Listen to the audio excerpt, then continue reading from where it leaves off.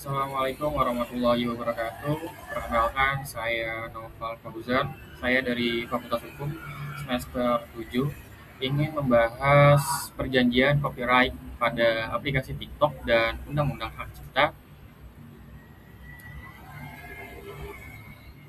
Reupload video di TikTok apakah melanggar perjanjian copyright dan Undang-Undang Hak Cipta?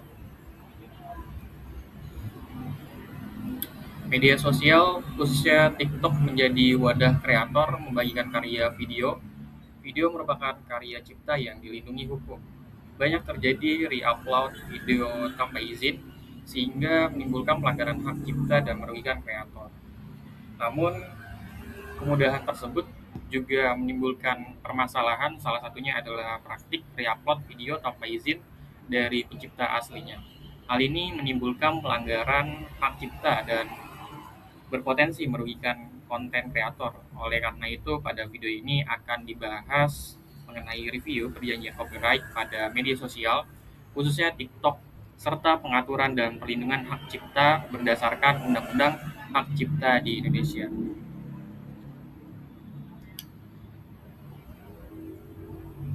Review perjanjian copyright, sumber jurnal tinjauan hukum terhadap perlindungan konten kreator atas re-upload video pada aplikasi TikTok 2020.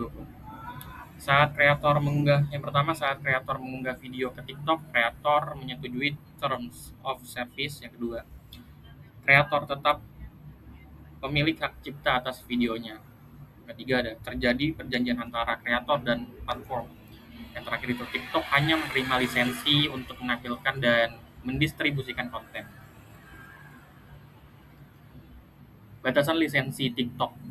Lisensi yang diberikan kepada TikTok bukan berarti pengguna lain bebas mengunduh dan re-upload. Re-upload tanpa izin melanggar hak cipta pencipta dan melanggar ketentuan layanan TikTok. Lisensi hanya diberikan kepada platform TikTok, bukan kepada pengguna lain. Pengguna lain tidak berhak mengunduh dan mengunggah ulang video tanpa izin. Re-upload tanpa izin bukan bagian dari perjanjian copyright media sosial. Re-upload sebagai pelanggaran perjanjian. Definisi TikTok melarang pengunggahan ulang konten yang melanggar hak HKI. Re-upload video tanpa izin melanggar ketentuan. Yang pertama itu ketentuan layanan TikTok. Yang kedua, hak cipta pencipta video. Yang ketiga itu TikTok dapat memberikan sanksi, penghapusan konten, teguran akun, penonaktifan akun. Selanjutnya itu ada Undang-Undang Hak Cipta yang mengatur dasar hukum hak cipta. Perlindungan hak cipta diatur dalam UU nomor 28 tahun 2014 tentang hak cipta. Yang ketiga itu ada UU nomor 1 tahun 2024 perbaru ITE. Mekanisme hak ciptanya itu hak cipta timbul otomatis sejak karya diwujudkan, termasuk video di media sosial. Selanjutnya, Undang-Undang Hak Cipta yang mengatur hak moral dan ekonomi kreator. Itu hak moral, pertama hak dicantumkan nama pencipta. Yang kedua itu hak menjaga keutuhan karya. Terus ada hak ekonomi kreator. Yang pertama itu ada kreator berhak mendapatkan manfaat ekonomi. Yang kedua itu re-upload untuk kepentingan konten atau monetisasi pelanggar hak ini. Selanjutnya itu ada re-upload sebagai perbuatan melawan hukum.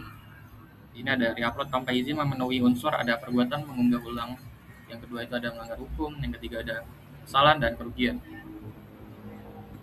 Terus ada re-upload tanpa izin merupakan yang pertama pelanggaran hak cipta, yang kedua perbuatan melawan hukum. Kreator dapat menuntut penghapusan konten ganti rugi penyelesaian melalui pengadilan atau di luar pengadilan. Sanksi dan pertanggungjawaban langkah-langkah yang harus diambil pelaku re-upload dapat diminta menghapus konten, meminta maaf, membayar ganti rugi material dan imaterial sengketa dapat diselesaikan. Yang pertama itu non-litigasi, yang kedua itu litigasi melalui pengadilan niaga. Kesimpulannya itu perjanjian copyright media sosial tidak menghapus hak cipta kreator. Yang kedua itu hukum hak cipta menjadi payung hukum utama. Yang terakhir itu kreator perlu memahami hak dan kewajiban agar karyanya terlindungi. Sekian. Dan selanjutnya ada kesimpulan yang ada lagi, perlindungan hukum bagi kreator terdiri dari preventif, yaitu kebijakan platform dan aturan hukum. Yang kedua itu represif, yaitu sanksi dan ganti rugi. Cukup sekian dari pemaparan. Kesimpulan ini yaitu re-upload video tanpa izin di media sosial merupakan pelanggaran platform, pelanggaran undang-undang hak cipta. Cukup sekian dari pemaparan